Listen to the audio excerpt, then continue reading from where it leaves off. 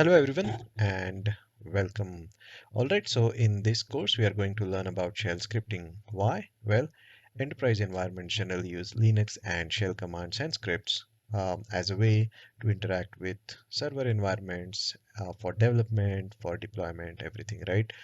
You'll realize the importance of or you'll realize the importance of what we learn today all throughout rest of the other courses and anything else you learn in general as well. All right. If you already know about shell commands and scripts, you can skip this, right? Do make sure you take a look at the prerequisites video, which is just above this video in the course, right? And yeah, all. So that said, here is the overall agenda. We are going to learn about the top 20 to 30 commands most commonly used, right? And we are also going to learn about combining these together and creating shell scripts. Okay, so let's get started. Now, as said in the prerequisites, I've already logged into my um, Cloud Shell. Okay, so let's go ahead and start with our first command. So that command is going to be make directory or mkdir, right? So mkdir shell commands.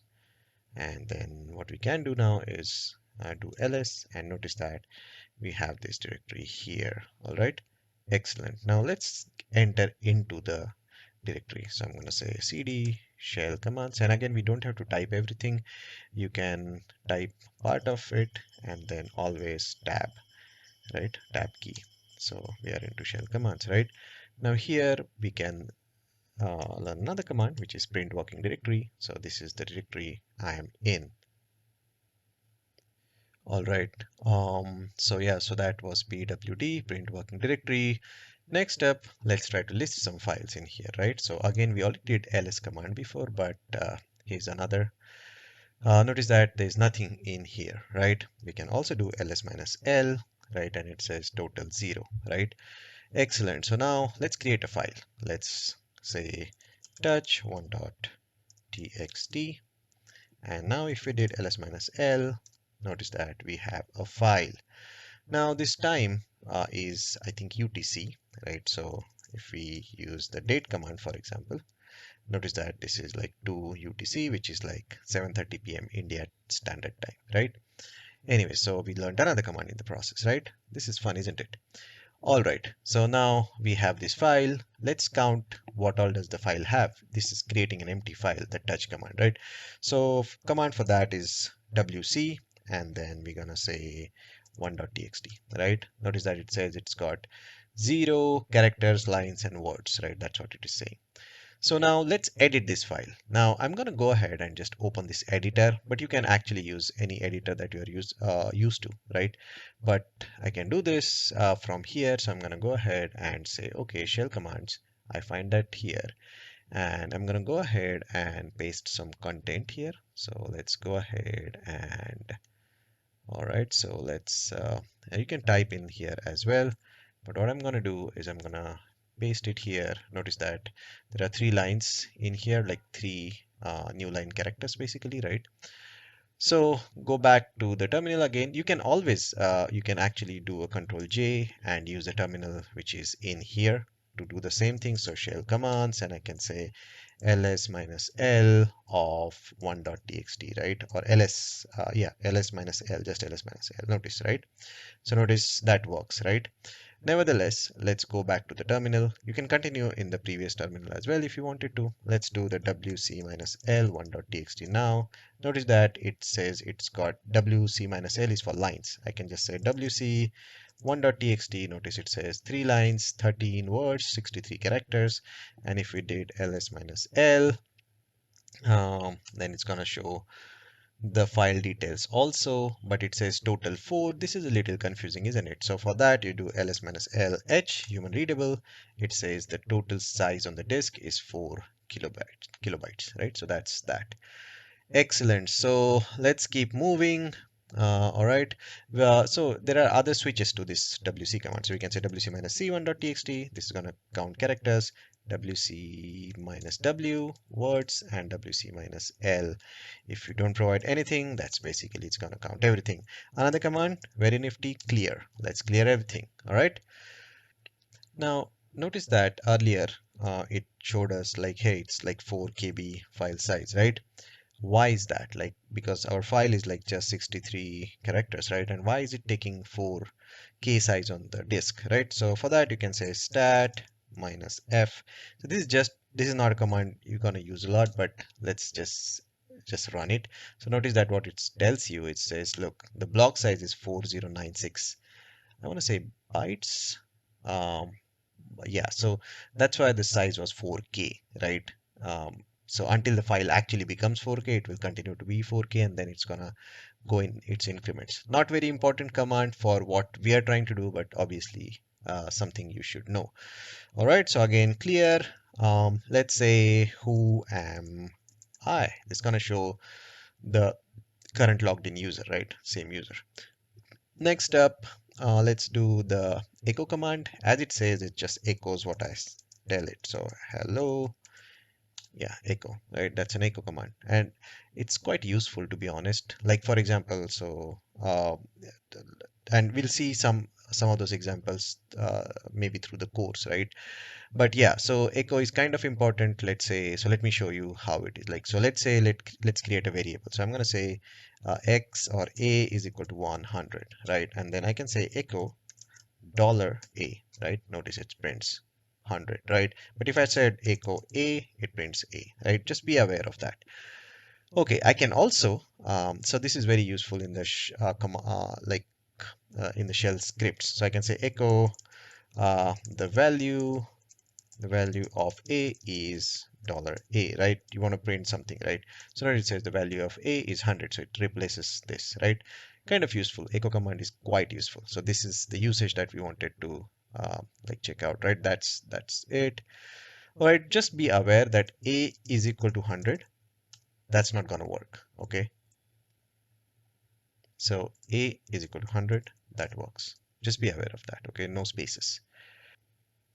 Okay, so now while we are on variable creation, what we could do is we can say export b is equal to 100, right?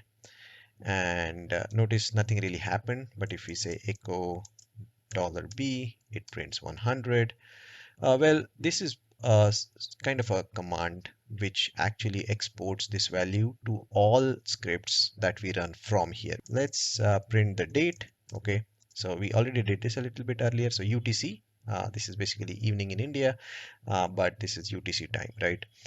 So now, which is basically, I think 5.5 hours of difference. Okay. Now there are some switches to this command, right? So we want to print the date command with some like format. So this is a format, right? So notice it says day, month, and year, the full year, right? And then we can say uh, day, but the month as the like uh, actual month name, right? So you can do a lot, and what you can do, like if you want to know the rest of the other switches, you can say okay, date minus minus help, right?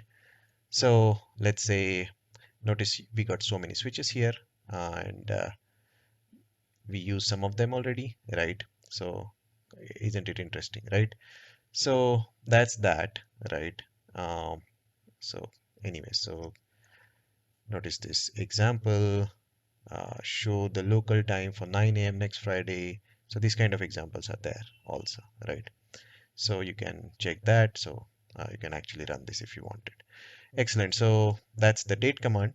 Okay, so let's keep moving. Now let's get back to our file commands. Let's create a copy of the file, right? So I'm gonna again clear everything here, right? And we are in the shell command, so I'm gonna say cp1.txt to 2.txt. Okay. And now if I did ls minus l, notice that I got two files, right? And they have the same basically size here, right? Excellent. Okay. Okay, so now how do we see the contents without going into the editor? Well, we can say cat and say 2.txt. And notice it has exactly the same contents as the file 1.txt, right? Because we copied 1.txt into 2, right? Now let's remove this file. So I'm going to say rm2.txt, right? Another command we're trying to learn, right? So ls minus l, right? Notice that we only have one file left, of course, because we deleted one. Okay, let's keep moving. Now let's create a folder and copy the 1.txt into it and view its content. Now think about what we should do here. So we want to create a folder and then copy 1.txt into it. Pause the video and think about it. We already know the commands for it. Okay, so if you said make directory and cp, then you're right. So let's say mkdir, I'm going to say folder1, okay, and there we go. And then I'm going to say cp1.txt to folder1, okay, excellent. Now let's do ls minus l.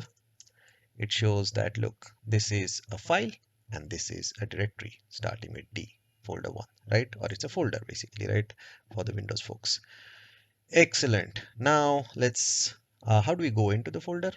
CD, right? CD folder1, ls minus l, right? Again, the same file, 1.txt that we copied over. Excellent. Again, if you want to cat the file just to see, verify the content, there it is. You can run your pwd command. Right, there we go.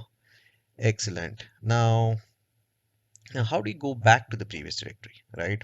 So for that, you say cd space space, and then just notice what's happening here, right? This is the current path. So if you do that, it goes to the parent directory, right? How do we, in fact, let's explain you another concept. So I'm going to say folder1, go back into the folder1, and I'm going to say ls minus a. Now notice it shows me three different things here. Okay, so 1.txt is there, and then there's a dot, and then there's a dot dot. So if I say cd dot, I stay where I am. If I do cd dot dot, I go back, right? That's basically what it is. Excellent, right? Now there's another special sort of uh, location. So I can say cd tilde, and then that takes me to my home directory. And if I did pw there, it shows, look, this is my home directory, right? And then if I did cd minus, I go back to the directory I was already in. So notice I went from shell commands to my home directory, and then from there I said cd minus, so it just went to the previous directory that I was in. Very useful, to be honest. Okay, now what else? Okay, so now we want to copy folder1 into folder2. So let's see where we are. We are here, we have a folder1. Let's copy the folder1 into folder2. So what's the command? Cp, right? But let's see what happens. Folder1 to folder2. Notice we get an error. It says, look, minus r, or which is for recursive, is not specified, omitting the directory. So basically we have to say cp minus uh, r, or r, right, folder1 to folder2. There we go. And now if we did ls minus r or ls minus l, notice that we have one file and two directories. Let's clear again. Excellent. All right, so let's keep moving. uh, Now if we want to, let's say, delete the directory, right? Same thing. So we got two options. We can either do rm, like we already know how to remove a file, right? But to remove the directory, we can do rm minus r, like rm minus r, something like that. So let's create a folder. Let's say mkdir folder 3, right? And then ls minus l here, and then I can say rm folder 3. Notice we get an error, and we can either do rmdir, right, which deletes it, or we could have also done rm minus r. So let's try that. So mkdir folder 3 again, ls minus l, and we can say rm minus r folder 3. Okay, there you go. So ls minus l again. Notice we only are left with these two folders and a file. So clear again. Excellent. Okay, now let's learn a command which is called as head and tail, right? So its counterpart is tail. So let's do that, right? So let's say ls minus l we have here. So let's cat 1.txt, right? And see, we have three lines, and I can say head minus 1 1.txt. So it's just gonna print the top first line. If we did head -2, it's gonna print that. By default, it prints 10 lines. So if I said head 1, it's gonna print all of them because it searches for the first or gets the first 10 lines. Similarly, the tail. So tail -1, 1.txt. Notice it prints the last line, right? So this is the file, right? This is the file. And with tail, I'm able to print the last line. Similarly, the default for it is also 10. Okay. Now, let's learn another command so I'm going to clear here, or let's go ahead and learn a command called history, right? Then it's going to print everything that we have been doing, right? And then you can actually run a command like this. So I'm going to say exclamation and give the 452, which is this command, right? Tail, and then run that. Okay, so it runs this command and says prints this, right? Excellent. So something you should know, kind of a shortcut, pretty interesting, right? Excellent. So now what I'm going to do is create a file.txt. Okay, so again, either you can touch from here or create it from this editor, doesn't matter. So I'm going to say touch file.txt. Okay, and then I can edit it from here. If you use like a editor like a Vim or something that you are comfortable with, go ahead and use that. So I'm going to say 1 2 3 4 5 6 7 8 9 10 11 12 13 14 15. Okay, so we got 15 lines in here, and I'm going to go ahead and save, go back to my terminal, right? And then of course you can use head file.txt. Now notice it's going to print the first 10 because default is 10, or tail file.txt. There you go, right? Last so it actually printed this 15 here. Okay, so make sure that you check that out. All right, so now let's learn another command, clear everything. I'm gonna sort the file, so sort file.txt, right? Notice the output is sorted in a way, but it's sorted as a dictionary. It's not sorted for numericals, so it doesn't know this got numerical. It did a dictionary sort, right? So I can say sort -n file.txt. So now notice everything is sorted numerically. Nice. Let's do one thing now, interesting. So go here, and then I'm gonna go ahead and add another 15 to this file, and then a 16, right? So let's save it and then go back to my terminal, right? Clear, and let's see what happens now. So if I said sort, right, notice that it sorted correctly, but the 15 has come twice. Now there could be a situation where you want to take away the duplicates, right? So the command for that is unique, right? And you could run that command on top of this sort command. Now that introduces us to a very, very powerful concept called as, the command pipeline, or like piping the output of one command into sort of another command, right? So let's go ahead and do that. So sort, and I'm going to run a command called unique over it. Sorry, unique, uniq, uniq. So now notice the output is 1 2 3, and then notice that 15 is only occurring once.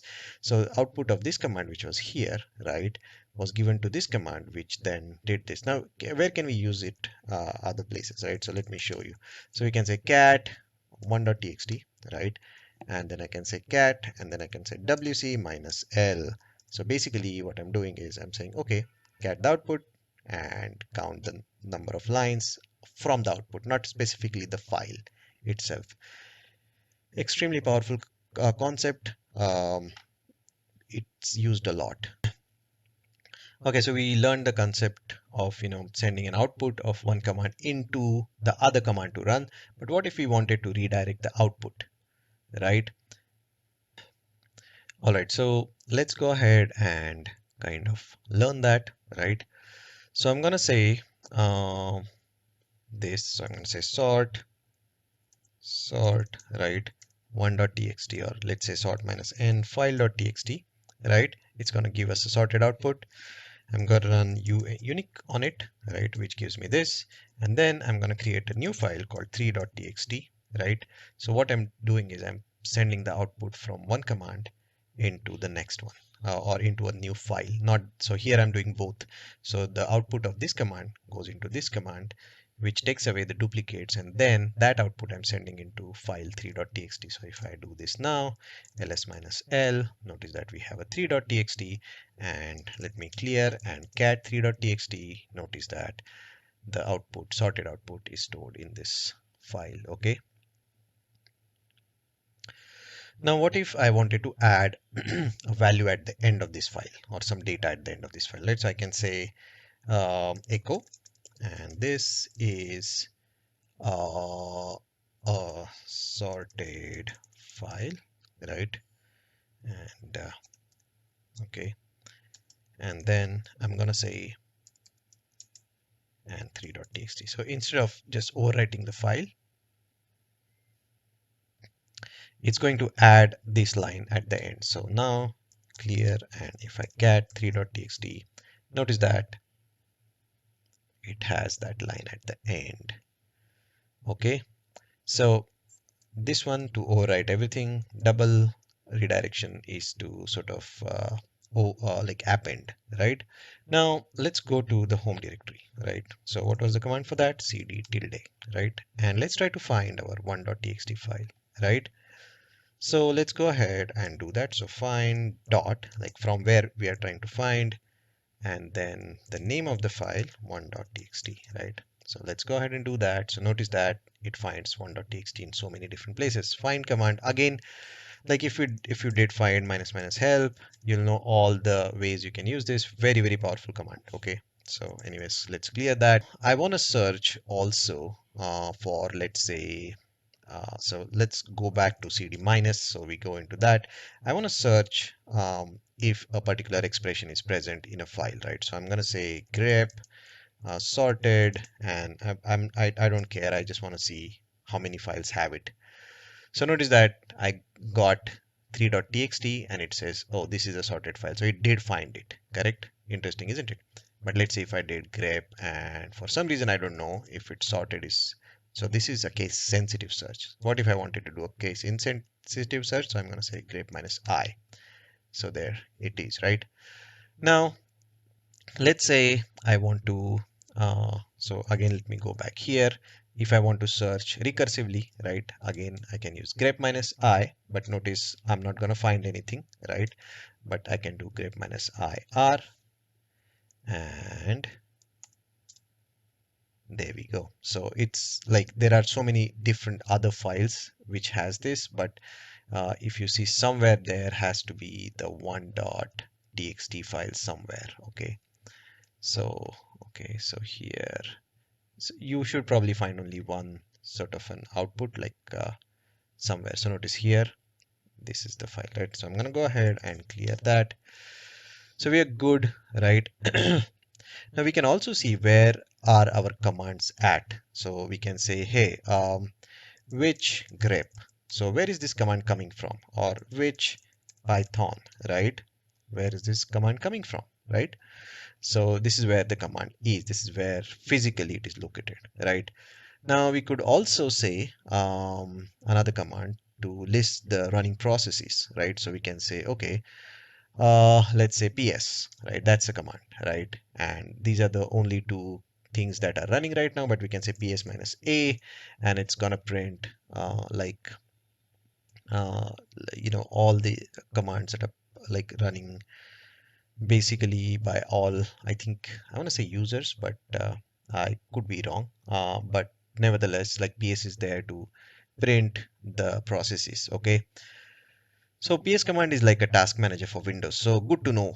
Right, now one of the very important commands, and you may not realize it's important at this point in time, but it is basically a command called as curl, curl, right?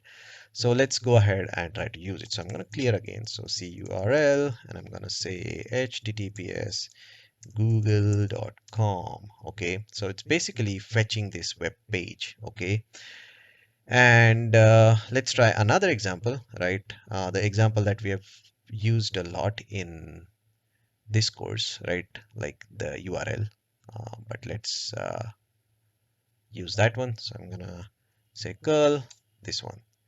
So notice that it's actually able to do so what like what a browser would do. So I'm just going to copy here, right? I think this is, yeah, so notice that it opens this one, right? I don't think we use this URL here, but yeah, anyways, you could use any URL, okay? Okay, moving on, right? Uh, Now, if you are a little overwhelmed, don't be. We have learned a lot, like just the history should show you, right?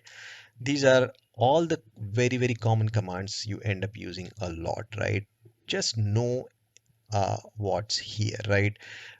Again, in the era of AI, you can always ask AI, but unless you have your own experience of using these commands, combining these commands with each other, right? Whatever AI gives you, you may not be able to actually use it, or if you use it, you may not be very efficient, right? You should have some hands-on experience, which is what I'm trying to provide you with this essential sort of a shell scripting tutorial, right? All right, so now let's learn and run some disk and memory related commands, right? So I'm gonna clear, right? Let's go to our cd minus, which takes us to the shell commands, right? And I'm gonna run a command called du, disk usage, right? So it's basically showing how much disk is used by these particular files and folders basically, right? So dot is current folder, it is using 32. So I can say du minus h, like how we did ls minus h right earlier. So notice it says how much is the RAM, how much is available, how much is, oh, this is actually disk free, this is still disk, sorry. So we are still working with disks, so it's gonna show you. So earlier was like disk usage for a particular folder and the files within it and the folders within it. This one is across the system, how much is used, right? Again, these commands you may not use a lot, but it's really good to know that they are there in case you have to you come across them, right? We've covered most of the very, very useful and common commands earlier already, but yeah, these are some things you should know also, right? Yeah, so I think, is there a df minus h? Let's quickly see that. Yeah, so notice that it's human readable. It's showing it's like 100 GB sort of a disk that Google gives you in the Cloud Shell. Pretty awesome, isn't it? Excellent. All right, let's keep moving, right? Uh, let's run another command, and this one you'll definitely find if you um, like if you work for any organization, right? The command is ping. So I'm going to say ping google.com. This is basically to check connectivity, right? And it's just showing you like, hey, google.com is resolved to this IP as of now, and then it is receiving this information. And I can always do Control C to come out of any or Command C if you're on Mac, right? And it says, look, this is how many packets sent, received, a 0% packet loss, and the time took was this much. So it's very nifty and useful command, right? So that's going to be the part one, and let's do the rest of the commands and script in part two. Okay. All right. So, but to summarize, we learned a lot of nifty, useful commands, right? You can look into history and see what all you ended up learning, right? These commands, when combined together, are extremely powerful. Okay. So, congratulations, and let's meet up in the second lesson of the course. All right. Thanks.